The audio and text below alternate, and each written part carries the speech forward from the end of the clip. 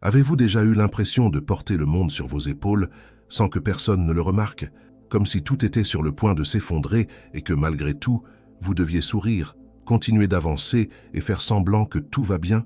Si ce sentiment de vide silencieux, cette solitude au milieu de la foule, vous a déjà traversé, alors ce message est pour vous. Et je vous le garantis, ce n'est pas un hasard si vous écoutez cela maintenant. Il y a quelque chose qui essaie de vous réveiller, quelque chose en vous qui est prêt à changer. Aujourd'hui, vous allez comprendre pourquoi ce moment de douleur peut être, en réalité, le début de votre transformation la plus profonde. Mais avant toute chose, dites-moi, êtes-vous prêt à découvrir que vous n'avez jamais vraiment été seul? Il existe un type de douleur qui ne fait aucun bruit. Elle ne se manifeste pas par des larmes visibles ni par des cris à l'aide. C'est une douleur plus subtile, qui habite le silence des jours ordinaires, les pauses entre une tâche et une autre, les secondes juste avant de s'endormir. Cette douleur, c'est la sensation brute de regarder autour de soi et de se dire « personne ne me voit vraiment, personne ne me comprend réellement, si je tombe, je suis seul ». Et cela n'a rien à voir avec le fait de ne pas avoir de personnes autour de soi. Parfois, vous avez une famille entière, des collègues de travail, des centaines de contacts dans votre téléphone, des mentions « j'aime » sur les réseaux sociaux. Et pourtant, au plus profond de vous, ce vide persiste, cette impression d'être émotionnellement seul. Peut-être êtes-vous ce genre de personne qui a toujours été le refuge des autres, l'épaule sur laquelle on pleure, l'oreille attentive, le conseiller, celui que tout le monde cherche quand tout va mal, mais que l'on oublie quand tout va bien. Et lorsque vient votre tour d'avoir besoin d'aide, vous ne savez pas où aller. Et pire encore, peut-être n'avez-vous personne vers qui vous tourner. Si, en entendant cela, quelque chose en vous murmure « c'est exactement ce que je ressens », alors comprenez ceci, ce n'est pas la fin, cela peut être un recommencement. Cela peut être le moment où, enfin, vous êtes appelé à la relation la plus importante de votre vie, la relation avec vous-même. Carl Jung, l'un des plus grands noms de la psychologie, disait que lorsque vous avez l'impression de n'avoir personne, la vie est en réalité en train de vous pousser vers l'intérieur. Elle vous invite à un voyage de reconnexion avec votre essence, avec votre âme, avec votre véritable moi. Et c'est là que le tournant commence. Car vous commencez à comprendre que ce qui ressemblait à de la solitude était en fait une invitation à l'authenticité. Mais avant cela, il est essentiel de comprendre ce que signifie réellement cette solitude. Être seul ne veut pas forcément dire être abandonné. Parfois, c'est le signe que vous traversez un pont entre ce que vous étiez et ce que vous êtes en train de devenir. Il se peut que vous ayez grandi au-delà des personnes et des environnements qui vous accueillaient autrefois. Il se peut que les rôles que vous jouiez ne vous correspondent plus. Et aussi douloureux que cela puisse être, ce n'est pas une punition, c'est un processus, c'est une croissance. La vie possède une sagesse silencieuse, et lorsque tout semble s'effondrer autour de vous, il se peut qu'à un niveau plus profond, tout soit en train de se réorganiser en vous. Ce qui ressemble à une punition peut être une libération. Ce qui ressemble à de la solitude peut être une préparation. Une préparation pour construire quelque chose de vrai, de solide, aligné avec ce que vous êtes réellement. Mais comment se relever lorsqu'on a l'impression de n'avoir personne pour nous tenir la main? Comment se reconstruire sans applaudissements, sans soutien, sans épaule sur laquelle pleurer? La réponse se trouve dans de petits mouvements. Tout commence par une décision. Elle n'a pas besoin d'être spectaculaire, de celle qui change une vie du jour au lendemain. Mais une décision intime, silencieuse et puissante, je ne vais plus m'abandonner, même si personne ne le voit, même si personne ne le reconnaît. Cette décision se manifeste dans des gestes simples. Préparer un repas pour soi-même, même sans compagnie. Aller se coucher à une heure raisonnable, même lorsque l'anxiété vous pousse à faire défiler les écrans jusqu'au milieu de la nuit. Dire non, quand toute votre vie vous a appris à faire plaisir. Écrire, marcher, respirer avec plus de présence. Écouter votre douleur sans jugement, sans chercher à la faire taire. La vérité, c'est que bien souvent, on nous a appris à être durs envers nous-mêmes. Quand nous avons peur, nous nous traitons de faibles. Quand nous sommes tristes, nous nous comparons à ceux qui auraient une vie pire. Quand nous rêvons grand, nous nous ordonnons de nous taire, parce que ce n'est pas pour nous. Et ainsi, nous répétons les mêmes voix qui nous ont autrefois blessés. Sans nous en rendre compte, nous nous traitons comme le monde nous a traités, avec dureté, avec précipitation, avec mépris. Mais c'est là que le changement commence. Lorsque vous cessez de vous traiter comme personne, lorsque vous décidez d'être pour vous-même ce que vous avez toujours attendu des autres, du soutien, du soin, de la compassion, du respect. Vous n'avez pas besoin de le faire parfaitement. Vous n'avez pas besoin de guérir entièrement du jour au lendemain, mais chaque fois que vous choisissez de vous écouter, de vous accueillir, de vous protéger, vous envoyez un message puissant à l'intérieur de vous.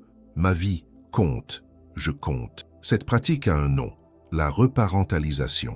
C'est le moment où vous, adulte, apprenez à devenir le père ou la mère émotionnelle que vous n'avez peut-être jamais eu. C'est lorsque vous commencez à prendre soin de votre monde intérieur, avec la même attention qu'un adulte offrirait à un enfant effrayé.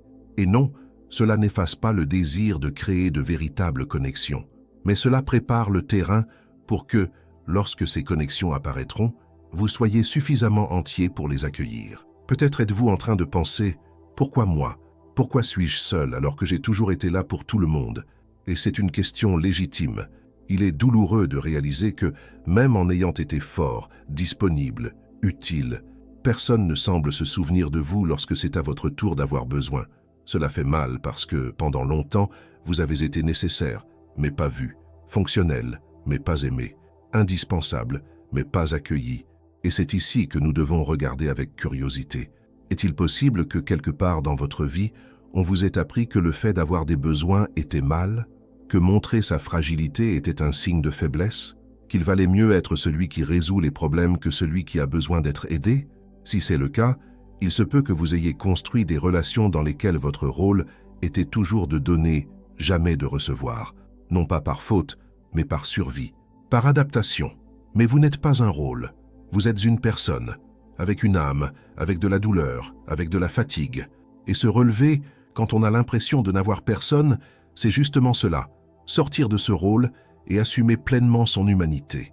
C'est commencer peu à peu à pratiquer quelque chose que vous n'avez peut-être jamais appris. Demander de l'aide, pas supplier, pas s'excuser, mais simplement ouvrir un espace.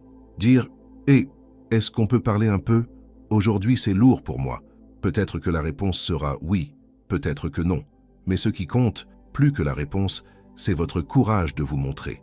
Et lorsque vous commencez à vous montrer, même en tremblant, même dans l'insécurité, vous envoyez un autre message à l'univers. Je suis prêt à être vu. Et c'est là que les choses commencent à changer. Parfois lentement, parfois de manière presque imperceptible. Mais elles changent. Parce que lorsque vous choisissez de ne plus vous abandonner, le monde, d'une certaine façon, commence à vous rencontrer. Parfois à travers des synchronicités, comme le disait Jung. Un livre qui apparaît au bon moment. Une vidéo qui dit exactement ce que vous aviez besoin d'entendre. Une nouvelle personne qui entre dans votre vie comme si elle vous connaissait déjà. De petits signes que vous n'êtes plus seul, que votre chemin est en train de s'ouvrir. Mais tout commence à l'intérieur, lorsque vous décidez d'être présent, même si ce n'est que pour vous-même, lorsque vous commencez à construire une vie qui a du sens pour vous et non pour les autres. Cela peut être une routine plus douce, un travail plus aligné, un jardin, un livre, un cours, un projet. Peu importe ce que c'est, tant que c'est vrai, tant que cela a à voir avec votre âme. Car lorsque vous commencez à vivre selon votre propre sens, la solitude cesse d'être une punition. Elle devient un espace fertile, un lieu de rencontre avec vous-même. Et alors, peu à peu, vous attirez ceux qui vibrent à la même fréquence, ceux qui vous reconnaissent, ceux qui vous voient vraiment. Mais jusque-là, vous apprenez à devenir votre propre sol. Et c'est l'une des plus belles façons de s'élever dans la vie. Et peut-être qu'en cet instant précis, pendant que vous écoutez ces mots, une partie de vous résiste encore à croire que c'est possible. Qu'il est possible de sortir de cet état. Qu'il est possible de retrouver un sens, même au milieu de l'absence. Mais regardez, c'est possible. Et pas parce que la vie va changer comme par magie du jour au lendemain, ni parce que quelqu'un va apparaître pour tout résoudre à votre place. C'est parce que lentement, avec des pas petits mais constants, vous changez la façon dont vous vous reliez à vous-même. Et quand cela arrive, tout change. Vous commencez à comprendre que vivre, ce n'est pas suivre un scénario rigide écrit par les autres. Ce n'est pas obéir à des normes qui n'ont plus de sens. C'est vous permettre d'expérimenter la vie à partir de votre vérité, même si cette vérité est encore un peu blessée aujourd'hui, même si elle est encore timide, cachée derrière des années d'obligation, de peur et de silence. Car lorsque vous commencez à écouter cette voix intérieure, qui murmure au lieu de crier, vous découvrez quelque chose de puissant. Vous n'avez pas besoin d'être entouré de gens pour être entier. La solitude, bien souvent, est le sol fertile où les graines de la transformation commencent à germer. Oui, c'est inconfortable, parfois désespérant, Mais c'est aussi dans cet endroit où le silence semble résonner plus fort que vous commencez à entendre votre âme avec plus de clarté. Et elle ne parle jamais en jugement.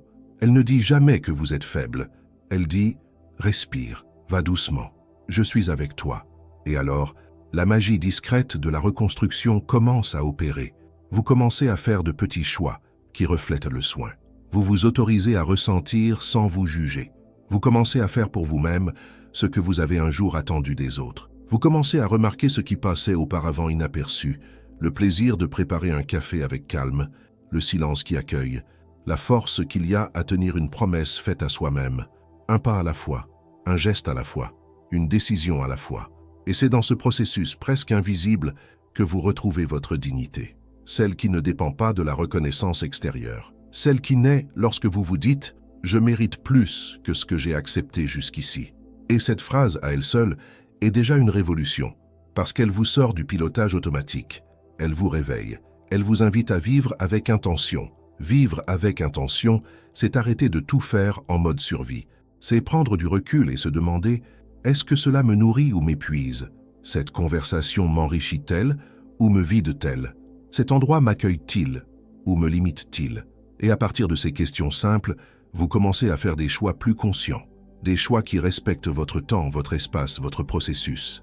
Et alors, même s'il existe encore des jours solitaires, et il y en aura parce qu'ils font partie du chemin, vous commencez à sentir qu'il y a quelque chose de plus grand qui vous guide, que ce mouvement intérieur façonne une nouvelle réalité, que vous construisez quelque chose de solide en vous, quelque chose que personne ne peut vous enlever, parce que c'est à vous, parce que c'est né dans l'obscurité, parce que cela a résisté au silence, parce que cela a fleuri, même sans applaudissements. Et avec le temps, vous commencez à rencontrer des personnes qui vous comprennent, qui parlent le même langage de l'âme, pas par hasard, mais parce que vous vous êtes aligné avec ce que vous êtes vraiment, parce que vous avez cessé de faire semblant, cessé d'essayer d'entrer dans des espaces qui n'ont jamais été les vôtres. Et lorsque cela arrive, les connexions qui naissent sont différentes. Elles sont légères, profondes, vraies, parce que maintenant vous savez qui vous êtes, et vous n'acceptez plus moins que ce que vous méritez. Vous cessez de vous contenter de miettes émotionnelles, vous cessez de vous forcer à sourire dans des environnements qui vous oppressent. Vous cessez de chercher de la validation là où il n'y a jamais eu d'amour, parce que maintenant vous avez compris que la première validation doit venir de l'intérieur, que la première acceptation est la vôtre, que le premier soin est le vôtre. Et ce n'est pas de l'égoïsme, c'est de la maturité émotionnelle. C'est savoir que pour prendre soin des autres, vous devez d'abord être entier. C'est comprendre qu'on ne peut pas construire une vie prospère en s'effaçant sans cesse pour plaire. C'est reconnaître que vous avez le droit d'exister pleinement, avec votre lumière et votre ombre, votre force et votre fragilité, vos rires et vos larmes. Et au fond, c'est cela qui guérit. Lorsque vous vous regardez avec compassion, avec vérité et avec courage, lorsque vous vous accueillez exactement tel que vous êtes, et que malgré tout, vous décidez d'avancer. Non pas parce que tout est parfait, mais parce que vous savez que vous méritez plus que simplement survivre, parce que vous sentez qu'au fond de vous bat encore un désir de vivre avec sens. Et ce désir est sacré. Il n'est pas une faiblesse, il est un signe, un appel, un rappel qu'il existe encore un chemin, même si, pour l'instant, vous ne le voyez pas clairement. Et sur ce chemin, chaque pas que vous faites est une retrouvaille avec votre histoire, avec votre essence, avec votre mission. C'est pour cela que, si vous êtes encore ici, c'est qu'une part de vous a déjà commencé à s'éveiller. Et je voudrais vous demander une chose, ne laissez pas cet éveil s'éteindre, nourrissez-le. Protégez-le, continuez ce chemin, car le monde a besoin de personnes comme vous, conscientes, sensibles, éveillées, des personnes qui ont choisi de transformer la douleur en sagesse, la solitude en force, le vide en sens. Et si ce message touche votre cœur d'une quelconque manière, je vous invite maintenant à renforcer ce lien avec nous. Abonnez-vous à la chaîne, aimez cette vidéo et laissez en commentaire une affirmation positive qui résonne avec vous en ce moment. Cela peut être quelque chose de simple comme « Je choisis de me respecter chaque jour ». Cette phrase, prononcée avec intention, peut être la première pierre d'une nouvelle réalité. Et lorsque vous commencez à répéter ce type d'affirmation, même en silence, quelque chose en vous commence à s'aligner, comme si un fin fil de lumière s'allumait dans l'obscurité. Ce n'est pas une explosion de changement, ni un moment spectaculaire. C'est subtil, presque imperceptible, mais vous le sentez. un fil de force, une respiration plus profonde, un espace intérieur qui s'ouvre. Et dans cet espace, pour la première fois depuis longtemps, vous réalisez que vous commencez à vous traiter avec douceur. Et cela seul, cette simple décision de ne plus être cruel envers vous-même, change déjà le cours de votre histoire. Car lorsque vous commencez à vous traiter avec respect, vous commencez à poser des limites. Et pour ceux qui ont passé leur vie à s'adapter, à dire oui quand ils voulaient dire non, à sourire quand ils voulaient pleurer, c'est une révolution silencieuse. Vous commencez à comprendre que vous n'avez plus besoin de vous courber pour être accepté, que vous n'avez plus besoin de vous cacher pour être aimé. Vous réalisez que la présence n'est pas synonyme de valeur, car beaucoup ont été présents sans jamais vous voir vraiment. Et que l'absence, dans bien des cas, a été plus légère que la présence vide de ceux qui ne savaient pas quoi faire de votre profondeur. Et c'est à ce moment-là que vous commencez à choisir. Choisir ce qui reste et ce qui s'en va, ce qui sert encore et ce qui ne sert plus. Et oui, cela peut faire mal, parce que parfois, il faut s'éloigner de lieux, de liens, de cycles qui ont été importants un jour, mais qui aujourd'hui ne vous nourrissent plus. Et c'est ainsi. Vous n'êtes pas ingrat de grandir. Vous n'êtes pas égoïste de changer. Vous avez simplement compris qu'il y a des moments où rester, c'est se trahir. Et se trahir n'est plus une option. Vous commencez à reconnaître vos cycles avec plus de clarté, à observer des schémas qui se répètent, à voir que certaines douleurs ne parlent pas de l'autre, mais de la manière dont vous vous êtes abandonné en cherchant à plaire. Et avec cela vient la liberté d'être entier, de vous choisir, de vous placer en premier sans culpabilité. Et regardez, cela ne signifie pas vivre isolé ni se fermer au monde. Cela signifie au contraire s'ouvrir davantage, mais avec discernement, avec sagesse, avec conscience. Cela signifie laisser entrer uniquement ce qui ajoute, ce qui construit, ce qui respecte. Cela signifie apprendre à être avec les autres sans vous perdre vous-même. Et lorsque vous apprenez cela, vous commencez à construire un autre type de relation. Des relations où vous pouvez être vous-même, avec tout ce que cela implique, avec vos douleurs, vos doutes, votre histoire. Des relations où il n'est pas nécessaire de se cacher, ni de diminuer l'intensité de ce que vous ressentez. Des relations où le silence est confortable et la présence est réelle. Mais tout cela commence par un pas intérieur. Le pas de regarder votre douleur avec vérité, sans en avoir honte, sans chercher à l'étouffer, sans vouloir s'en débarrasser trop vite. Car la douleur aussi a quelque chose à dire. Elle indique, elle révèle, elle enseigne. Et lorsque vous l'écoutez, au lieu de lutter contre elle, elle se transforme. C'est pour cela que des moments comme celui-ci, de silence et de solitude apparente, sont si puissants. Ils sont fertiles. Ils ressemblent à cette période de la terre avant la récolte. En surface, on a l'impression que rien ne se passe, mais à l'intérieur, dans l'obscurité, dans l'invisible, les racines se renforcent. Et ce sont ces racines qui soutiendront tout ce qui viendra ensuite. Car lorsque la vie vous invite au recueillement, au ralentissement, au regard intérieur, elle ne vous punit pas, elle vous prépare. Et c'est dans cette préparation que vous commencez à vous reconstruire, brique par brique, émotion par émotion, choix par choix. Et l'un des choix les plus courageux que vous puissiez faire est celui-ci. Continuez, même sans garantie. Continuez, même lorsque tout autour semble figé. Continuez en ayant confiance que, si vous donnez le meilleur de vous-même, la vie observe, accueille, s'organise en coulisses. Pendant ce temps, vous prenez soin de ce qui est entre vos mains. Vous prenez soin de votre sommeil, de votre alimentation, de votre esprit. Vous prenez soin de votre énergie, de vos paroles. Et surtout, vous prenez soin de la manière dont vous vous traitez. Car quoi qu'il se passe à l'extérieur, vous avez toujours la possibilité de transformer ce qui se passe à l'intérieur. Avec le temps, vous remarquerez que de petites choses commencent à vous toucher différemment. L'odeur du café le matin, une vieille chanson qui réveille un beau souvenir, un coucher de soleil aperçu depuis la fenêtre, un compliment inattendu, un éclat de rire spontané. Ces petites joies qui passaient autrefois inaperçues deviennent des cadeaux. Des signes que même au cœur des difficultés, la vie continue de battre. Et c'est ce battement que vous suivez. Pas le bruit des attentes des autres, pas la pression du monde extérieur, mais ce rythme intérieur que vous seul entendez et qui, peu à peu, devient plus clair, plus stable, jusqu'à devenir le son le plus vrai que vous ayez jamais entendu. Et quand cela arrive, vous cessez de courir, vous cessez de rivaliser, vous cessez de vous comparer, parce que vous comprenez enfin que votre chemin n'appartient qu'à vous, et que marcher en paix vaut plus que d'arriver le premier, Et même si, certains jours, la solitude revient, même si vous vous sentez décalé, à côté, vous savez désormais comment vous accueillir. Vous savez où vous poser. Vous avez appris que vous n'avez pas besoin de public pour vivre dans la vérité, que votre existence n'a pas besoin d'être validée par qui que ce soit, qu'être avec vous-même suffit. Et cela, mon ami, c'est la liberté. Et cette liberté n'est pas la récompense de ceux qui ont tout résolu, c'est la décision de ceux qui, même avec la peur, choisissent d'avancer, même avec des doutes, choisissent d'essayer, même avec des cicatrices, choisissent d'aimer à nouveau.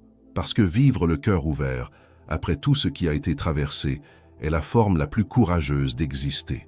Et ce courage, je le sais, vit déjà en vous. Peut-être endormi, peut-être caché sous des couches de douleur, mais il est là.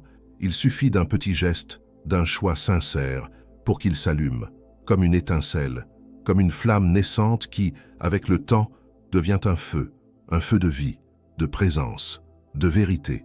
Et lorsque cette flamme commence à se stabiliser en vous, même si elle est encore petite, quelque chose change dans votre regard. Vous commencez à regarder vos propres pas avec plus de compassion. L'urgence cède peu à peu la place à la présence, et vous réalisez quelque chose que personne ne vous a peut-être jamais dit clairement.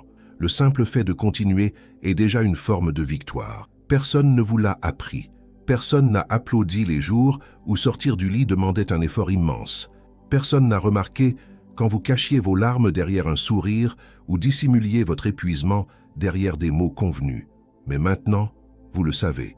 Vous savez ce qu'il vous a coûté d'être ici.